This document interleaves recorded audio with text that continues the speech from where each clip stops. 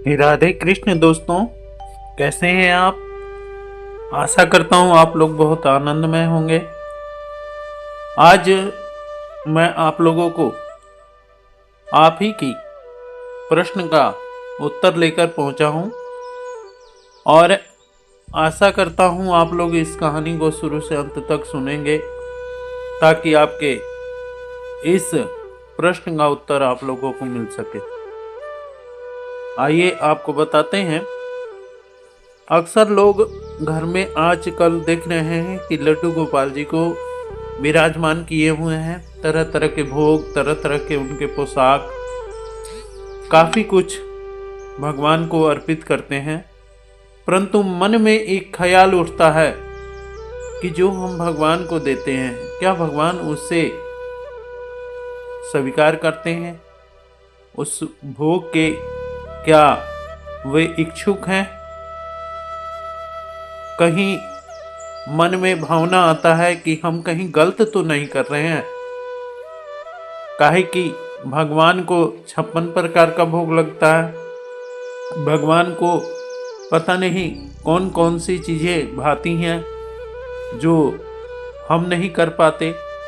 मन में यह ख्याल आता है, आंखों में अश्रु आ जाता है, मन गदगद हो जाता है और यह सोचने पर मजबूर हो जाता है कि जो चीज़ हम भगवान को करते हैं, यानी जो सेवा हम भगवान की करते हैं, क्या भगवान उससे स्वीकार करते हैं?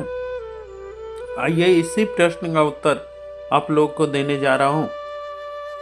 एक गांव में एक गुड़ बेचने वाले सेवक थे, छज्जूमल। पति पत्नी बहुत ही प्रेम स्वभाव के थे, भावुक स्वभाव के थे, भगवान के परम भक्त थे। परंतु छज्जूमल को कभी टाइम ही नहीं मिला भगवान से भेंट करने का। एक बार उनकी पत्नी ने बोला कि क्यों ना हम वृंदावन घुमाएं। पत्नी के वे किसी बातों को नहीं टालते थे। वे बेचारे 2 बच्चों के साथ अपनी पत्नी को लेकर वृंदावन पहुंच गए। वहां पर गए, भगवान बांके बिहारी जी का दर्शन किया, घूमे, जितनी मंदिरें थी उनका परिक्रमा किया, भगवान को नमस्कार किया, भगवान को धन्यवाद किया। और उनकी पत्नी चलते वक्त मन में सोची कि क्यों ना हम लड्डू गोपाल जी को अपने घर विराजमान करें। वहां से उन्होंने लड्डू गोपाल जी को ले लिया और लड्डू गोपाल जी को ले लिया तो छज्जूमल कहते हैं कि देखो भाई, आपने लड्डू गोपाल जी को ले लिया, भोग लगाना न भूलिएगा। जो भी होगा आप भोग लगाइएगा, ये आपका काम है। मैं तो अपने काम में व्यस्त रहता हूँ, मुझे कुछ भी नहीं आता। परंतु आप लड्डू गोपाल जी की सेवा श्रद्धा पूर्वक कीजिएगा, किसी चीज़ में कमी ना हो। यह कहकर दोनों पति पत्नी अपने बच्चों सहित फिर घर आ गए। फिर छज्जूमल जी अपने कार्य में संलग्न हो गए, अपने कार्य को करने लगे। पत्नी बहुत ही सरल स्वभाव की थी। उन्होंने एक छोटा सा मंदिर जो उनके घर में था, वहीं पर लड्डू गोपाल जी को विराजमान किया, उनका सेवा करने लगी, उनको भोग अर्पण करने लगी, उनका देखभाल सब चीज़ करने लगी। धीरे धीरे समय बीतता गया और एक दिन उनकी पत्नी उनको छोड़कर, यानी छज्जूमल को छोड़कर स्वर्ग सिधार गई, वैकुंठ लोक को चली गई। पति पत्नी का इतना सुंदर उन लोग का संबंध था कि वे लोग कभी अलग नहीं हुए थे, जिससे छज्जूमल टूट गए। छज्जूमल फूट फूट कर रो रहे हैं, अपनी पत्नी का अंतिम संस्कार भी करने जा रहे हैं। मन में सोच रहे हैं कि अब मेरा कौन है, कौन मेरी देखभाल करेगा, और रो रहे हैं। फिर भगवान की याद आई, कहे कि चलो, इस संसार में जो भी आया है उसे तो मरना ही है, और मेरी पत्नी मेरा साथ छोड़ गई, इस बात का तो मुझे ज़रूर मन में कहीं ना कहीं कमी रहेगी। परंतु घर आए, काफी दिनों तक बैठे रहे, मन नहीं लगता था। बच्चों ने, जो कि छोटे छोटे बच्चे थे 10 और 12 साल के, उन्होंने आकर पूछा, पिताजी अगर आप काम नहीं करेंगे तो हम लोग का घर कैसे चलेगा, हम लोग की देखभाल कौन करेगा, माँ तो हमें छोड़कर चली गई, अब आप ही हमारे माता और पिता दोनों हैं। छज्जूमल भी सोच के भावुक हो गए। कहते हैं, हम बेटा, हम ही तुम्हारे दोनों बनेंगे, हम तुम्हारे लिए कार्य करेंगे। और उसी दिन से छज्जूमल जी अपने कार्य में फिर से संलग्न हो गए। फिर गुड़ बेचना आरंभ कर दिया। रोज जाते गुड़ बेचने। 2 दिन 3 दिन बीता। चौथे दिन उनको याद आया कि मेरी पत्नी लड्डू गोपाल जी का भोग लगाया करती थी, उनकी पूजा अर्चना किया करती थी। मंदिर में गए, देखते हैं कि लड्डू गोपाल जी बैठे हुए हैं और उनके सामने वे रोए गिड़गिड़ाए। कहते हैं, प्रभु जो आपकी सेवा करने वाली थी वह तो आपके लोक में चली गई, मुझे आपकी सेवा करने नहीं आता। मैं नहीं जानता कि आपको वो क्या अर्पण करती थी, क्या कैसे करती थी, परंतु प्रभु मुझे जितना आता है मैं अपनी पत्नी के अंश का वह भी भाग आपको सेवा द्वारा समर्पण करूँगा। हे प्रभु, मुझे जितना आता है मैं उतना ही कर पाऊँगा, मुझे कुछ भी पता नहीं है।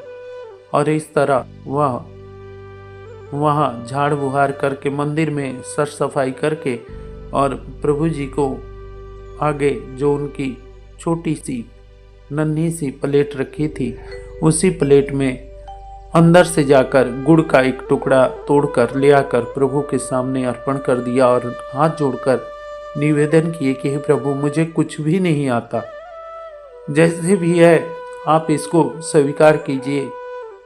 और तब से रोज बेचारे प्रभु के आगे वह गुड़ का टुकड़ा रख जाते और कहते कि हे प्रभु, मेरे बच्चों का ख्याल रखना, मेरे घर का ख्याल रखना, क्योंकि मेरी पत्नी नहीं है, अब आप ही मेरे सब कुछ हैं और मैं जा रहा हूँ अपने कार्य में गुड़ बेचने, प्रभु मेरी मदद कीजिएगा। इस प्रकार कह के रोज चले जाते थे। समय बीतता गया, बच्चे बड़े हो गए, बच्चे कमाने लगे, घर का माहौल भी कुछ अलग हो गया, घर में चहल पहल हो गई, बहुएं आ गई। बच्चों ने बोला कि ये पिताजी आप अब काम करना बंद कर दीजिए, गुड़ बेचना बंद कर दीजिए, हम लोग कमाने लगे हैं, हम लोग आपकी दया से एक अच्छे आदमी बन गए हैं, अब आपको कमाने की कोई इच्छा नहीं है। इस प्रकार छज्जूमल जी बोले कि नहीं बेटा, ऐसा नहीं हो सकता, आप लोग कुछ भी कीजिए परंतु मेरे कार्यों में मत रोकिए, क्योंकि मैं घर पे रहूँगा, तुम्हारी माँ की याद आएगी, मैं क्या काम करूँगा, यहाँ बैठकर मैं कुछ भी नहीं कर सकता, बल्कि बैठकर मेरा मन नहीं लगेगा, मेरा जो कार्य है मुझे करने दीजिए। बच्चों ने कहा कि ठीक है, और छज्जूमल जी को उन्होंने कुछ नहीं कहा। फिर से छज्जूमल जी अपने कार्य में संलग्न हो गए और इस तरह समय बीतता गया। बच्चों ने कहा कि हे पिताजी, अब समय बीत गया है, अब ऐसा करते हैं कि अपने घर को थोड़ा मरम्मत करा लेते हैं, घर की व्यवस्था जो कि छोटा घर है उसको लोग बड़ा घर करना चाहते हैं, छोटे कमरों को बड़े कमरों में परिवर्तित करना चाहते हैं, इसलिए आप आज्ञा दीजिए। छज्जूमल जी बोले कि ठीक है, आप लोग कीजिए। और इस प्रकार वो बच्चों ने बोला कि पिताजी, जब तक घर का कार्य पूरा नहीं हो जाता तब तक आप बाहर के कमरे में आप अपने पूरे सामान के साथ शिफ्ट हो जाइए। और इस प्रकार छज्जूमल जी बाहर वाले कमरे में रहना स्वीकार कर अपना सब सामान उठाकर अपना बाहर वाले कमरे में रहने लगे। छज्जूमल जी रोज नित्य प्रति अपना कार्य में संलग्न हो गए और गुड़ बेचना आरंभ कर दिया। और बच्चों ने मंदिर का सफाई किया, सब चीज किया और गोपाल जी को उठाकर अलमारी में बंद कर दिया। इधर छज्जूमल जी को भी पत्नी के मर जाने के बाद, देहांत हो जाने के बाद अब उनको काफ़ी चीज़ें भूल जाया करती थी और वह भूल गए। और वह दूसरे दिन जब गुड़ बेचने गए तो एक जगह अपना गुड़ का टोकरा रखकर और आराम करने लगे। आँख लगी ही थी कि उनके कानों में एक आवाज गया, अरे भैया, अरे बाबू, उठो उठो, आप मुझे आज गुड़ नहीं दोगे, आज मुझे गुड़ नहीं दोगे, 2-3 बार बोले।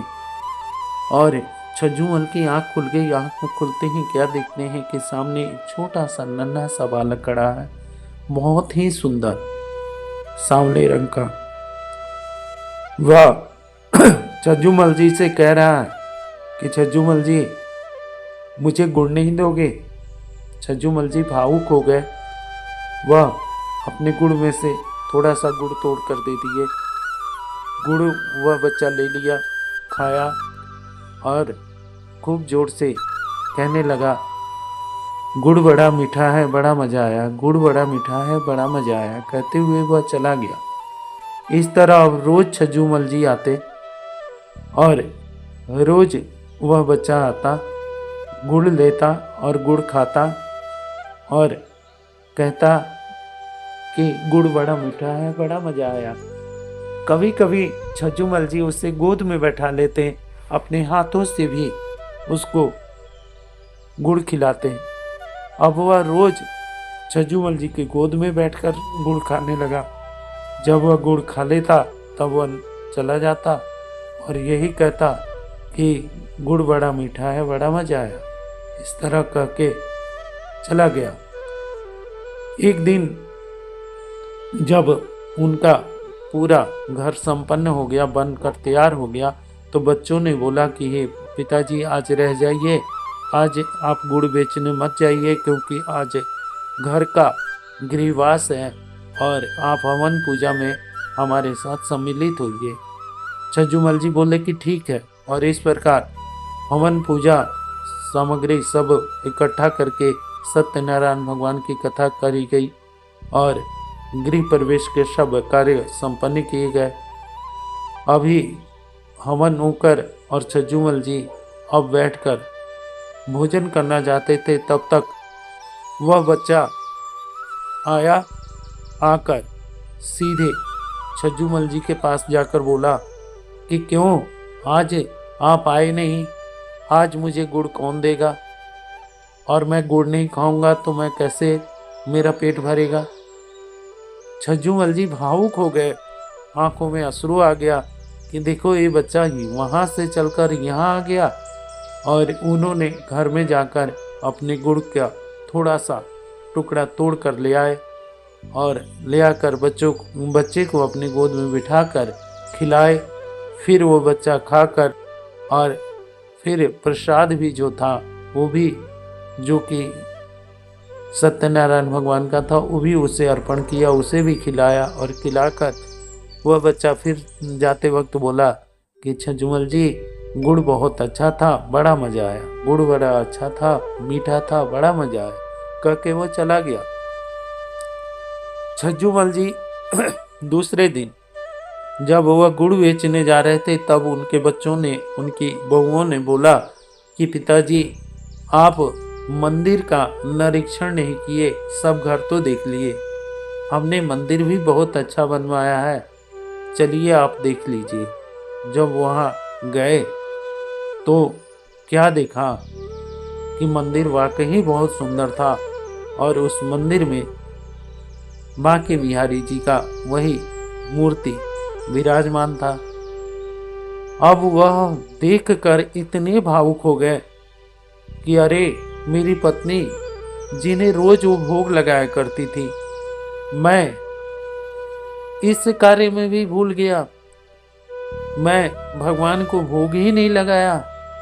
रोने लगे बेचारे फूट फूट कर और गोपाल जी से क्षमा मांगने लगे कि हे प्रभु, मुझे क्षमा कीजिए, मैं आपका भोग अर्पण नहीं किया, मैं कितना पापी हूँ। अपने आप को कोसने लगे। तब तक उनके मन में जैसे एक आवाज सी आई। वे बोले कि अरे पगले, मैं किस दिन तुमसे गुड़ नहीं खाया, किस दिन तुम्हारा भोग नहीं खाया। रोज तो तुम्हारे गोदी में बैठकर तुम्हारा भोग मैं खाया करता था और तुम तो मुझे अपने हाथों से खिलाते थे। छज्जूमल जी को याद आया और वह फूट फूट कर रोने लगे। तब उनकी बहुओं ने, उनके बेटों ने पूछा कि पिताजी क्या बात हुआ, कोई कमी रह गई। तो वो सारी घटना अपने बेटों और बहुओं को बताए। उनके बेटे बहू यह सुनकर बड़े हैरान हुए और इस घटना से उनके बेटे बहू भी बड़े भावुक हो गए, रोने लगे और पिताजी से बोले कि हे पिताजी, वो जो बच्चा था वही तो गोपाल जी थे, नित्य प्रति आपका भोग ग्रहण करने आते थे। पिताजी, अब आप कोई भी चिंता मत कीजिए, आप और हम सब मिलकर गोपाल जी की सेवा करेंगे। जो भी हमसे बन पड़ेगा हम उनको भोग लगाएंगे। और इस तरह उनका परिवार सुखी संपन्न हो गया और रोज नित्य प्रति भगवान जी का भोग लगने लगा, पूजा अर्चना होने लगा और उनका घर दिन दोगुना रात चौगुना तरक्की करने लगा। और देखिए, यहाँ मैं आप लोग को यही कहना चाहता हूँ कि भगवान किसी पूजा के मोहताज नहीं है, किसी भाव के मोहताज नहीं है। केवल भगवान को अपना प्रेम ही समर्पण कीजिए, परंतु प्रेम सच्चा होना चाहिए। भगवान को किसी प्रकार का कोई भी नियम कानून नहीं चाहिए। उनके पूजा में जैसे भी बन पड़े आप उनकी पूजा अर्चना कर सकते हैं। आप उनको अपना बना के देखिए, भगवान सच में आपके भोग के इच्छुक हैं। राधे राधे, जय श्री कृष्ण।